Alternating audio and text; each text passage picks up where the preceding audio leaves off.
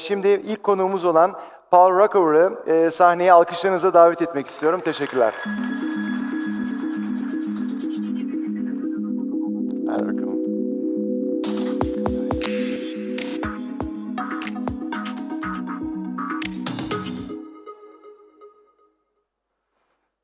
Günaydın.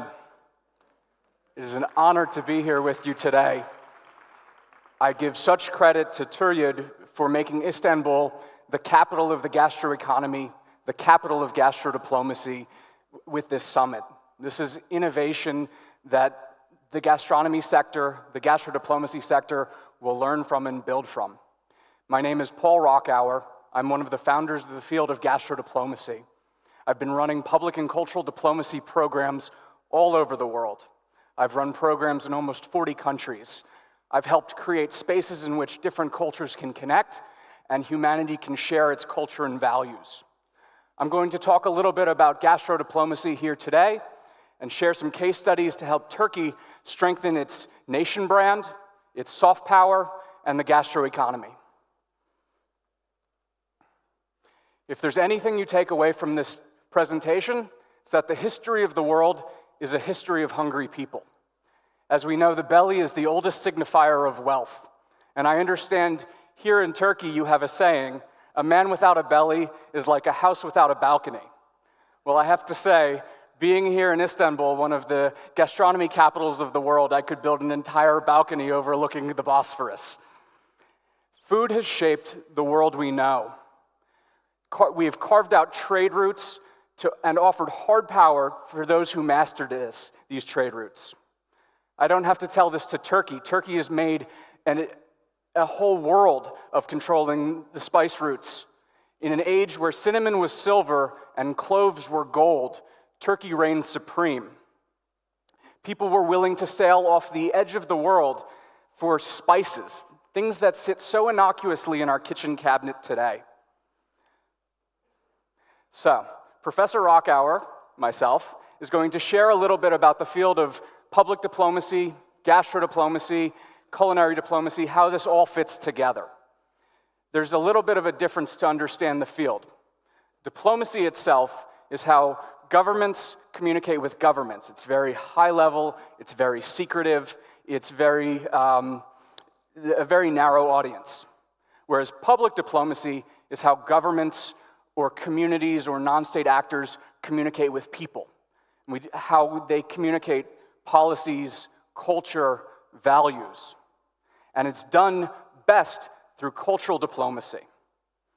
So, what we have on the stage here, culinary diplomacy is how the use of cuisine is used in diplomatic pursuits.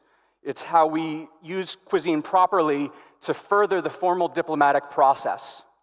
It's so that we know what to serve to better strengthen diplomacy when we have visits of heads of state, ambassadors, and dignitaries. It's how we use food to create better diplomacy between countries. We have another thing on this, social gastronomy, which my friend David was speaking about. That's about how do you create people-to-people connections through food to address social issues. This is how we use food to create integration, deal with issues of immigration, refugees, how we empower people through cuisine to create better bonds within society.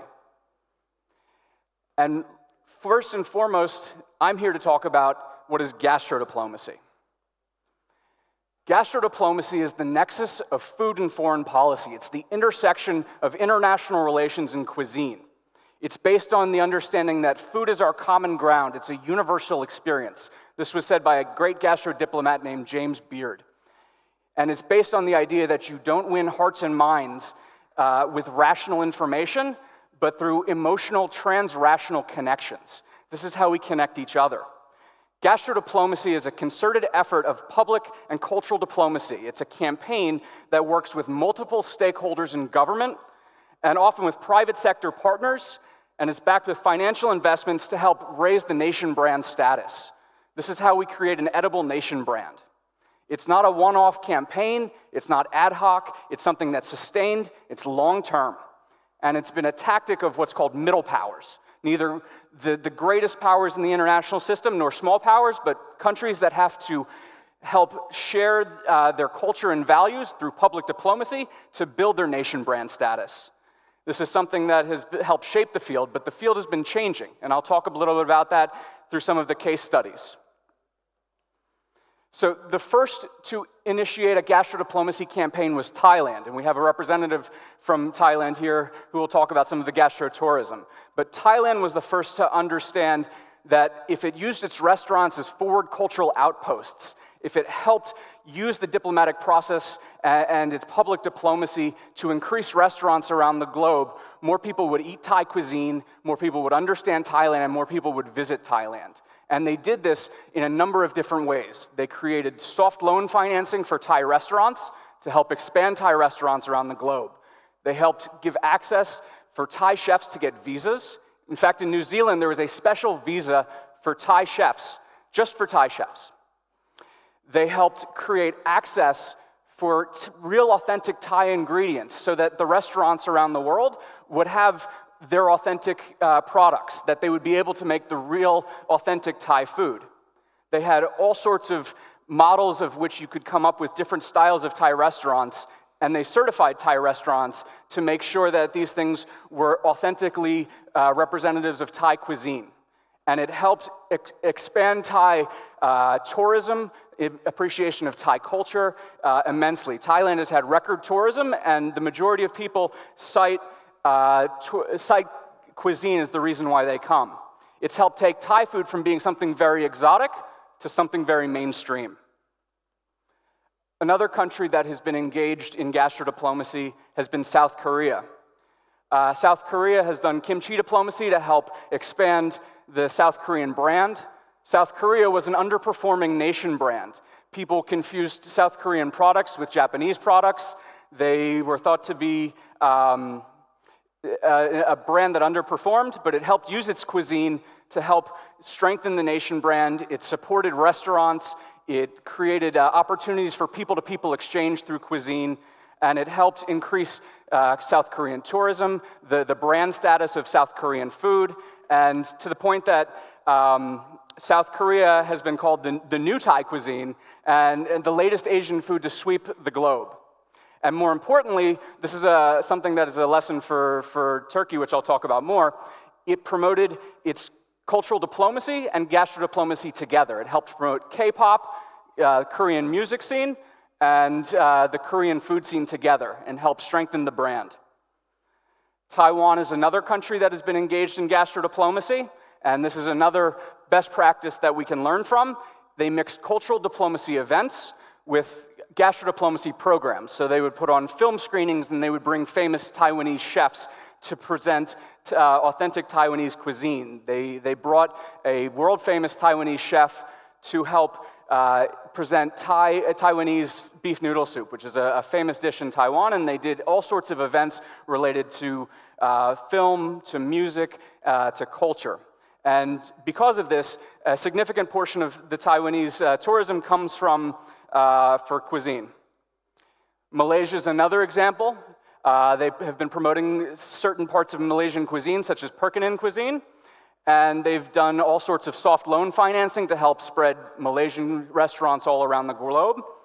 And more importantly, what I think is a great model for Turkey in this is that they've set up night markets. They've helped connect cultural diplomacy and gastrodiplomacy to help make Malaysian culture more tangible, to help connect to all of the senses. And so they set up these night markets all over in London's Trafalgar Square, in the Santa Monica Promenade in Los Angeles, and the hip meatpacking district in New York City. And as I mentioned, the brilliance of it is that it plays on all of the senses. We have another model, which is Peru. Peru has helped promote its cuisine and has made Peruvian cuisine one of the hottest cuisines in the world. They've helped put Peruvian cuisine on the intangible UNESCO list of cultural heritage, and they've branded Lima as one of the top foodie cities in the world. This was a program that connected the Foreign Ministry, the Ministry of Culture, and the private sector APEGA, the Peruvian Society for Gastronomy, as well as investors, top Peruvian chefs, all sorts of famous personalities to help promote Peruvian cuisine.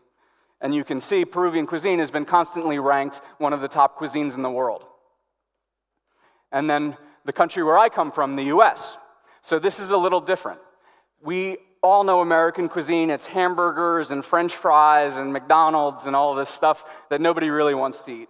Well, what the US did is it created a culinary diplomatic partnership between the James Beard Foundation and the US State Department. It was a public-private hybrid which sent American chefs, top American chefs around the world, to be culinary ambassadors, to show different regional cuisines of the US, to show that it's not just burgers and fries, but that it's highlighted the regional differences of American cuisine. Cajun food, Native American food, soul food, barbecue, Pacific Northwest, and it showcased and highlighted best practices like farm to table. There's an old saying in American public diplomacy, to know us is to love us, but this took it a different direction. It said to taste us is to love us. So where does that leave us? It takes us to Turkey. I love Turkey. I love Istanbul. I've been here many times. I wish I had a hole in my stomach so I could continue eating and eating and eating here. I think Turkish cuisine is some of the best in the world. But I know Turkey. I've been here. What I see for Turkey is that it needs to do more culinary cultural diplomacy to help connect its cuisine to different places. This is nation branding through cultural diplomacy, through culinary diplomacy. So for lower connection places, places where they don't know Turkey, I would say we need something like donor diplomacy. Something that, for North American audience, Middle America that doesn't know Turkish cuisine, you need to find easier access points. You need to use Middle America, Middle China, in South and East Asia, places that don't know Turkey. You find things that connect easily, like doner kebab, like pide. You launch 1,000 pide boats to Middle America, to Middle China, to help get them more connected with Turkish cuisine. With higher connection places like Europe that knows Turkish cuisine somewhat, but doesn't know all of the high end of it, you focus on regional dishes that we've talked about with some of the distinguished ministers that talked about promoting Turkey's regional fare. You focus on high-end niche cuisine, the luxurious side of Turkish cuisine, and you show a different side. So you try and highlight different aspects of Turkish cuisine to show different sides of Turkey. And then, more importantly, you engage in all the senses. You combine cultural diplomacy and gastrodiplomacy as a public diplomacy force multiplier. You enhance soft power by making Turkish culture and cuisine more tangible. Things like Turkish markets, Turkish caravans. You create a sense in which you can connect all of Turkey's culture and culinary cuisine with audiences all around the world. And more importantly, you do this by engaging in multiple stakeholders. Stakeholders in government, you need to connect the Foreign Ministry, the Ministry of Culture and Tourism, the Ministry of Trade. This is how good gastrodiplomacy comes together, is when it has multiple stakeholders working together in government and working with multiple stakeholders in the private and nonprofit sector. This is what Turiet is doing so well here, is creating a space in which we can engage together, which we can build a space in which different sectors can come together and think about how to promote Turkish soft power through its cuisine. Because ultimately, soft power comes from the cultural sectors. It comes from the cuisine, the music, the food, the art, the dance, the culture. This is where soft power comes from, the power of attraction. And you build this, you have to shift the paradigm. The government can help create the platform to get Turkish culture out there, because this is about an educational endeavor. This is about sharing Turkish cuisine, Turkish culture, and using this to engage in gastrodiplomacy. So I've run cultural diplomacy programs all around the globe. I never had to sell a ticket. I put on so many concerts, and yet I was able to give away American culture because I was working on cultural diplomacy ventures. I was sharing American culture, and this was a long-term projection. This was a long-term way of connecting. This is what gastrodiplomacy is all about. It's not about short-term foodie public relations. It's about creating a space in which people can connect to Turkish culture, Turkish cuisine. So, I thank you all for being here. The person to follow after me, Gizem, is a brilliant, formidable woman. She is one of the pioneers of Turkish gastrodiplomacy, and we were brought together through Turkish coffee. something that is one of my favorite things in the world. And given that Istanbul had its first coffee houses 5 centuries before Starbucks, it's the perfect way to launch Turkish gastro diplomacy. So I thank you, teşekkür ederim. I appreciate you being here, and I'm going to pass the mic to Gizem, and I wish you afiyet olsun.